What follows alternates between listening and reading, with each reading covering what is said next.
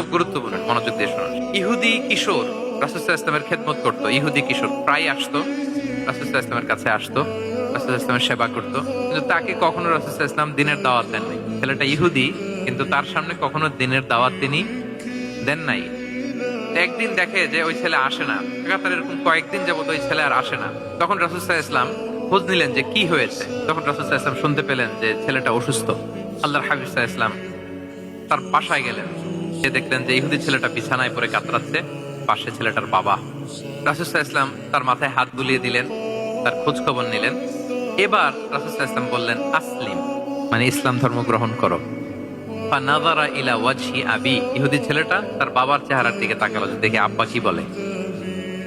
বাবা যেহেতু দাঁড়ায় আছে, ফানাযারা ইলা ওয়াজহি আবি, বাবার চেহারার দিকে মুমূর্ষু ছেলেটা বাবার চেহারার দিকে তাকালো। তো বাবা বলল, আতি আবুল কাসিম, মানে আবুল কাসিম যা বলে তাই শোনো। তো ছেলেটা যখন বাবার চেহারার দিকে তাকালো, বাবা বলল, আতি আবুল কাসিম, তুমি আবুল কাসিমের অনুসরণ করো, যা বলে তাই শোনো। ছেলেটা তখন পড়তে আরম্ভ করলো, আশহাদু আল্লা ইলাহা ইল্লাল্লাহ ওয়া আশহাদু আন্না মুহাম্মাদুর রাসূলুল্লাহ, মানে মুসলিম হয়ে গেল। রাসূল সাল্লাল্লাহু আলাইহি ওয়াসাল্লাম ইহুদিদের ঘর থেকে বের হয়ে আসলেন আর বললেন, আলহামদুলিল্লাহিল্লাযী আনকাযাহু মিনান নার, বুখারীর বর্ণনা। প্রশংসা সে আল্লাহর, যে আল্লাহ এই ছেলেটিকে জাহান্নাম থেকে মুক্তি দিয়ে জান্নাতি বানিয়ে নিল।